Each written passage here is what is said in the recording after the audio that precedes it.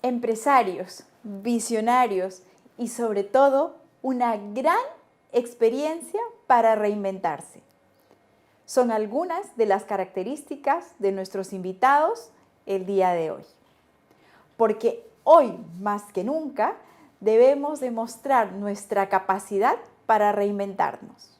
Mi nombre es Susana Alvengri, bienvenido a tu programa de Micro a Macro, Evolución Empresarial. Héroes de nuestro país. Ante las adversidades y los desafíos, no solo en la situación sanitaria o política, nosotros los peruanos jamás debemos agachar la cabeza. Nosotros los emprendedores somos y seremos la fuerza económica de nuestro país. Hoy nos toca reconectar con esa sangre herida, con nuestra esencia, con nuestra capacidad de reinventarnos. No tengamos miedo, tengamos fe por nuestras familias. Él es un empresario, visionario, promotor de la modernidad de Gamarra. Estoy hablando de Guillermo de Vivanco, quien estará hoy con nosotros contándonos un poco de lo que es su trabajo, lo que viene realizando en el gran conglomerado de Gamarra. Adelante con la entrevista a Guillermo de Vivanco. Guillermo de Vivanco es un empresario, visionario y sobre todo con una gran experiencia para reinventarse, que justamente pues son los emprendedores que ahora necesitamos y hoy tenemos el lujo, el placer de tenerlo entre nosotros. ¿Cómo estás, Guillermo? Bienvenido. Muchas gracias, Susana. Muchas gracias por participar en tu programa, que es justamente parte de mi vida relacionado con las micros y las medianas empresas. Sí, yo estuve leyendo un poco porque tengo siempre que buscar información de mis invitados y yo desde este humilde espacio te digo felicitaciones por todo lo que has hecho, por tu gran trayectoria y realmente eres ejemplo para muchos emprendedores, Guillermo. La pregunta es, ¿cómo afecta la coyuntura actual a los emprendedores? Susana, no, yo he pasado 50 años de mi vida en Gamarra. Llegué desde los 21 años y durante los 50 años que he pasado en Gamarra seguramente he vivido unos 8 o 10 distintos gobiernos.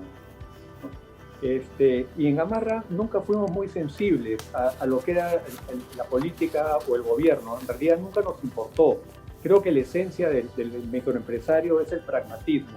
Y si hubo control de precios en una época, si hubo inflación, si hubieron paros armados, si hubo control de precios, si hubo protección a la industria y era prohibido importar, en cada escenario que tocó competir con imaginación, con recursos, la gente se reinventaba.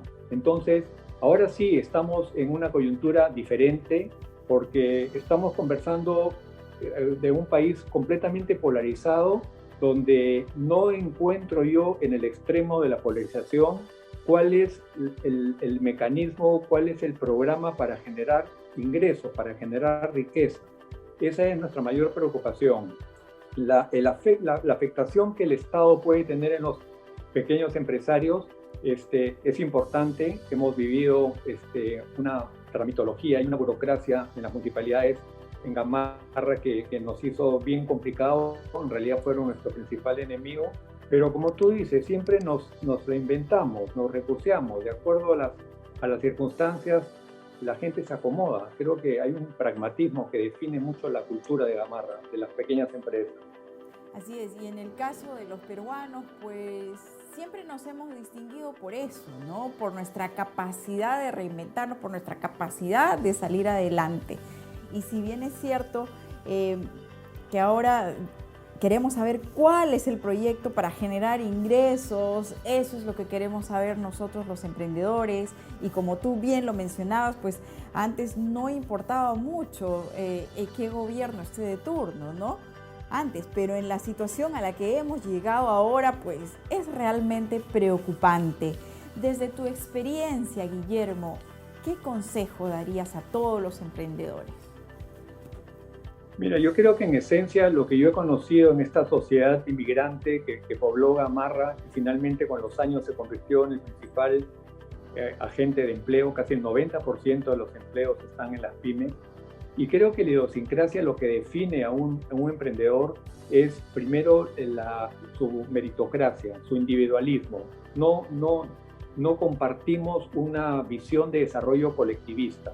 De repente en el campo sí, para algunos empresarios de Puno que han venido y cuando tienen sus tierras y cuando hay que hacer cosechas sí se hace una operación comunitaria. Pero después lo que yo he visto en los años que tengo en Gamarra es un individualismo marcado por la meritocracia, marcados por la familia, marcados por la propiedad privada.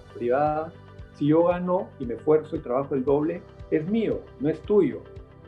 Si yo contrato un trabajador y puede producir el doble que otro trabajador, pues le voy a pagar más. Eso es meritocracia. Y entonces encuentro difícil que interpretar la votación y la parte del escenario político en que nos encontramos, lo encuentro difícil como si hubiese sido una afinidad con un sistema colectivista, un sistema comunista. Creo que los 2,5 millones de personas que han votado en primera vuelta por el candidato Castillo no necesariamente han votado por una ideología, por una doctrina. Han votado un estado de ánimo de abandono, un estado de ánimo de pandemia, un estado de ánimo de hartazgo, de una destrucción de la institucionalidad, de una destrucción de la confianza en los gobernantes. Pero así como se demoró 20 años generar una onda anti-fujimorista, yo creo que en las 3 semanas o las 4 semanas que han pasado la primera vuelta, la gente ha comenzado a comprender qué significa el comunismo. Y el comunismo va en contra de la sociedad en que yo he crecido, que es esta sociedad de inmigrantes. Una sociedad donde se pierde el individualismo y se busca que la persona sea parte de un colectivo. Eso es algo que va contra la naturaleza, contra la idiosincrasia de este capitalismo popular, de esta derecha popular en que yo me he desenvuelto en los últimos 50 años. Así es, que es en realidad pues nuestro voto por el Perú, ¿no? Y quería comentarte que nuestro siguiente invitado es justamente un Master Coach de nacionalidad cubana y por obvias razones él salió hace muchísimos años de Cuba y quién mejor que él para que nos cuente. Y pues los que hemos tenido la oportunidad de conocer un país como Cuba, sabemos realmente lo que es vivir bajo ese régimen, ¿no? Entonces es muy preocupante, ya que nosotros los peruanos, si bien es cierto, nos define esa capacidad de reinventarnos, esa sangre aguerrida, pero ahora estamos ante un escenario muy complicado. Es momento pues de tomar una decisión que es la que va a salvar el Perú, ¿no? Y pidamos a Dios pues que Él derrame sabiduría para todos los peruanos. Entonces, y personas como tú, con la trayectoria que tienes tú, realmente lo que nos acabas de decir, yo creo que es de mucha importancia para todos los emprendedores que pues no saben qué hacer y ante tanto ofrecimiento dicen, bueno, pues vamos a probar, total, que lo que quiero es un cambio. Entonces no podemos caer en esto, no podemos equivocarnos de esa manera, caer al abismo que va a ser muy difícil de salir. Y tú que nos hablas de ahí, desde Gamarra, que tú eres, que por cierto no lo había nombrado, uno de los gestores de la modernidad de Gamarra, ¿no? Todos los que han visto pues los cambios que han habido últimamente en Gamarra, pues has sido tú el que ha estado liderando eso, ¿no? Susana, yo he tenido una visión corporativa de Gamarra y el año 99 con Bonifaz la volvimos peatonal, recuperamos el espacio que está invadido por 6,000 ambulantes, desarrollamos la infraestructura urbana, las veredas, las pistas, siembra de árboles, sacamos una ordenanza para volverla peatonal. Esto fue con una visión corporativa del barrio donde yo había vivido. Pero yo te diría una reflexión a todos los empresarios. La sociedad en que he crecido, siempre su propósito ha sido capitalizarse, ahorrar, trabajar en familia, tratar de vender caro, comprar barato. Y cuando han triunfado, ninguno empresario que yo siento que haya triunfado lo ha hecho con vergüenza ni con sentido de culpa. Yo no conozco ningún ambulante que no quisiera tener 2 o 3 stands, ningún taxista que no quisiera tener una flota de taxis. Entonces, eso es la idiosincrasia, eso es lo que yo he visto en mi vida, la gente tratando de salir de la pobreza. Ahora que nos encontramos a puertas de decidir quién va a hacerse cargo del gobierno, yo le preguntaría a todas las personas que nos escuchan, a todos los empresarios que nos escuchen, ¿cuál es el plan de Perú Libre del señor Castillo para generar inversión, para generar progreso, para generar riqueza? Ya sabemos las cosas que molestan, ya sabemos la desigualdad, ya sabemos las razones de pobreza, la corrupción, la falta de gestión, pero hablemos de lo que es esencial, hablemos de lo que yo he escuchado durante 50 años, cómo salgo de la pobreza, cómo salgo de vicio, cómo ahorro. Entonces, el plan que nos proponen, estatismo, o sea, hay mejores gerentes en el sector público que en el privado. La experiencia que tenemos de la época de estatista, donde el Perú era dueño de todas las empresas, ¿fue una buena experiencia o fue un desastre en la época de Velasco? ¿Nos pueden dar ejemplo algún país que bajo el régimen comunista haya generado bienestar a sus sociedades? El comunismo es una utopía que hace 50 años fracasó. Con la caída del muro no es una opción económica. Está bien que hayan programas sociales para asistir a la gente de menos recursos, darle mayores oportunidades, pero ¿cómo se genera riqueza? Se genera con confianza, con reglas de juego claras, no con un Estado fiscalizador, sino un Estado promotor, no ser avasallados por el Ministerio del Trabajo, por la SUNAT, por las municipalidades. De eso estamos hartos. El Perú es el país seguramente más rico del mundo, los Andes son ricos, hay que lograr consensos con las personas que están en las zonas de influencia de las minas para que participen de las utilidades. Me parece interesante que haya un canon que se reparta directamente a las personas vinculadas, pero ese es el desafío, generar riqueza, salir de la pobreza. ¿Cómo lo vamos a hacer? ¿Quién está capacitado para hacerlo? Así es, generar puestos de trabajo para los demás peruanos. Realmente, Guillermo, esto tiene para largo. Yo prometo tenerte en otro programa, porque acá ya me dicen corte, tú sabes que el tiempo es tirano, pero realmente yo te agradezco enormemente porque eres una persona con una gran trayectoria. Realmente tú nos estás contando la historia de alguien, tú nos estás contando una historia tuya que has vivido tú en Gamarra durante muchísimos años. Muchísimas gracias, Guillermo de Vivanco, por tu tiempo. Gracias, Susana, y felicitaciones por este programa. Muchas gracias. Gracias.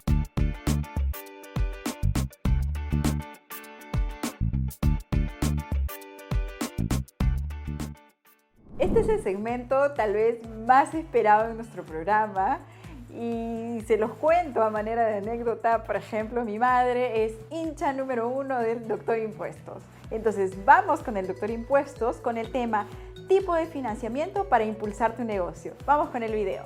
El Doctor Impuesto llega gracias a Grúas Mara. Hola Susana, un saludo cordial para mis amigos de Micro a Macro. Nuevamente con ustedes su amigo Doctor Impuestos. Un tema muy importante, el tema de la reprogramación de Reactiva Perú. Muchos de las personas, las empresas que han solicitado créditos de Reactiva Perú, ya venció su periodo de gracia y ya tienen que empezar a pagar justamente las cuotas que les corresponde por este crédito.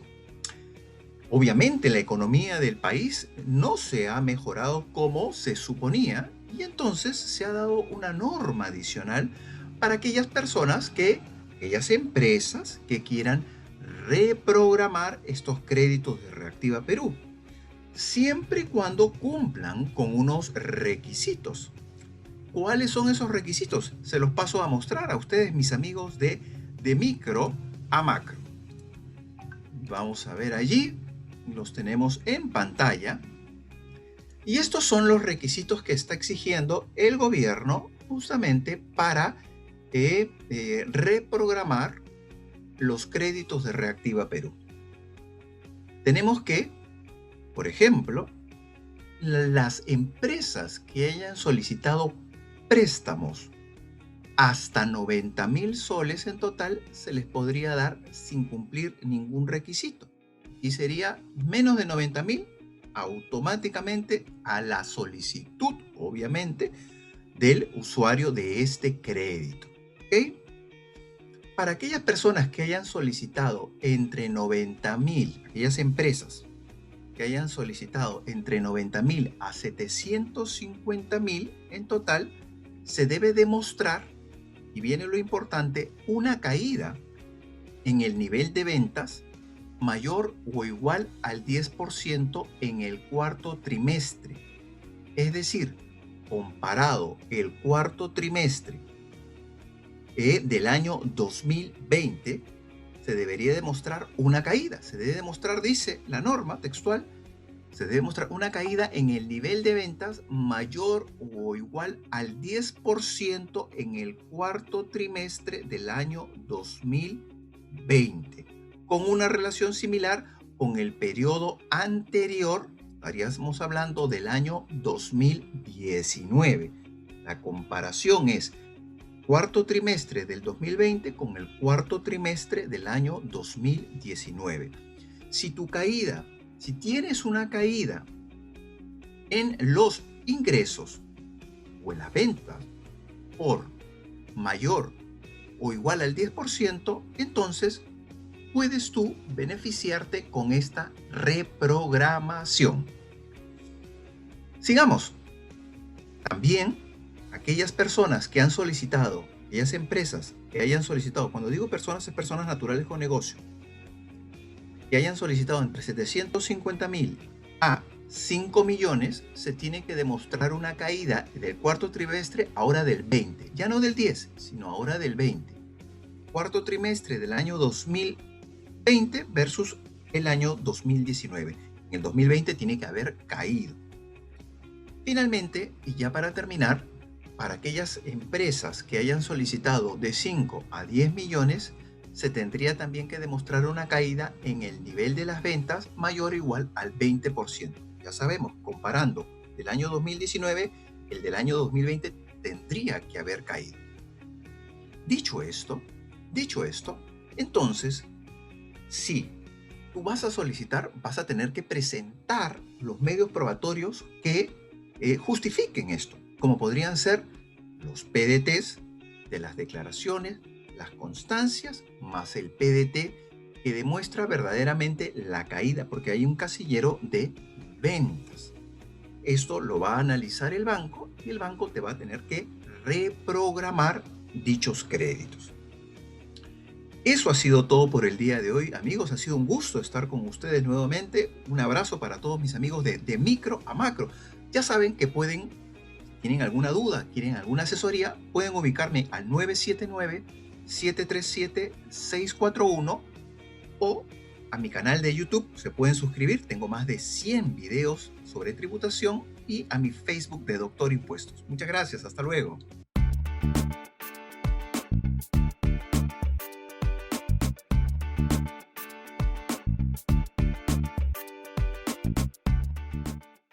En esta oportunidad está con nosotros Arturo Zavala, quien es vicepresidente de la Federación de Empresas de Gamarra.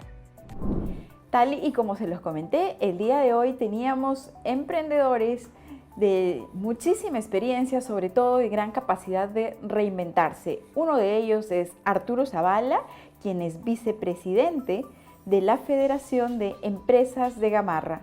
Arturo, ¿cómo estás? Buenos días.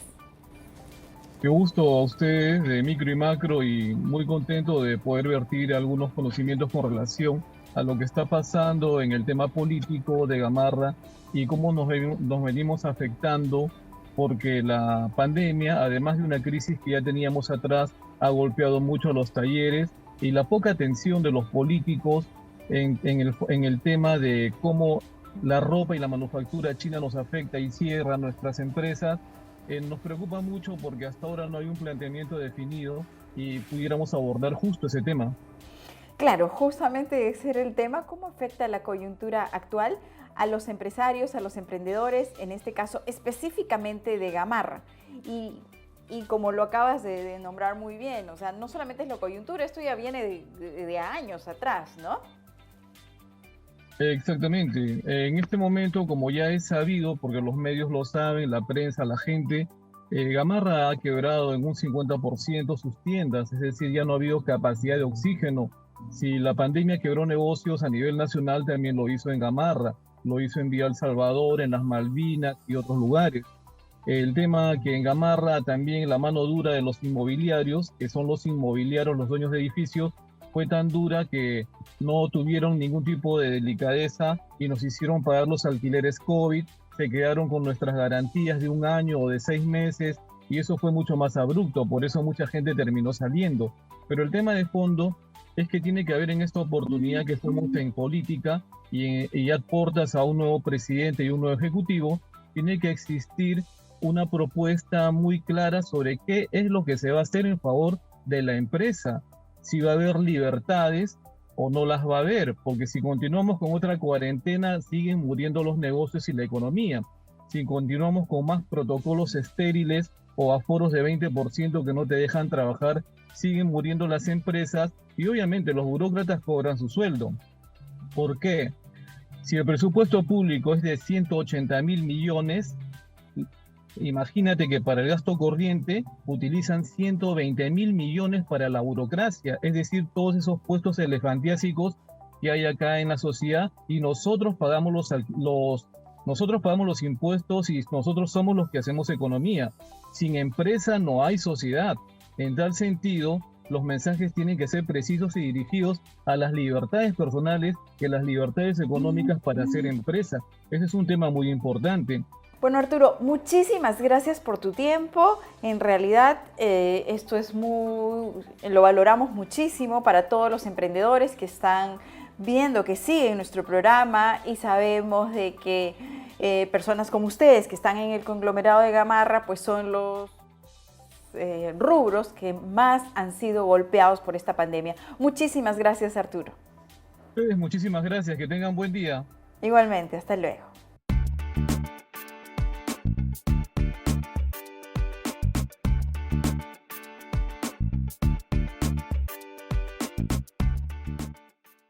Como siempre, muchísimas gracias, Vilma Parra.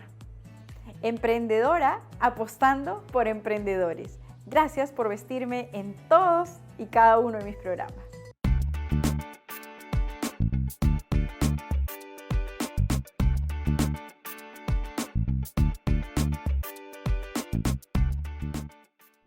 Hoy, nuestros emprendedores y consultores nos contaron sus experiencias y las perspectivas de cómo nos afecta la coyuntura actual a nosotros, los emprendedores. Muchísimas gracias por seguirnos. Los esperamos en el siguiente programa.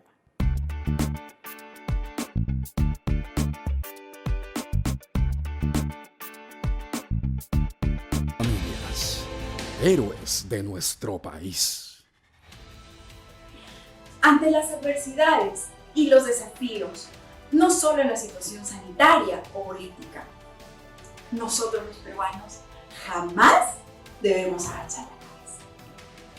Nosotros los emprendedores somos y seremos la fuerza económica de nuestro país. Hoy nos toca reconectar con esa sangre herida, con nuestra esencia, con nuestra capacidad de reinventarnos. No tengamos miedo, tengamos fe por nuestras familias.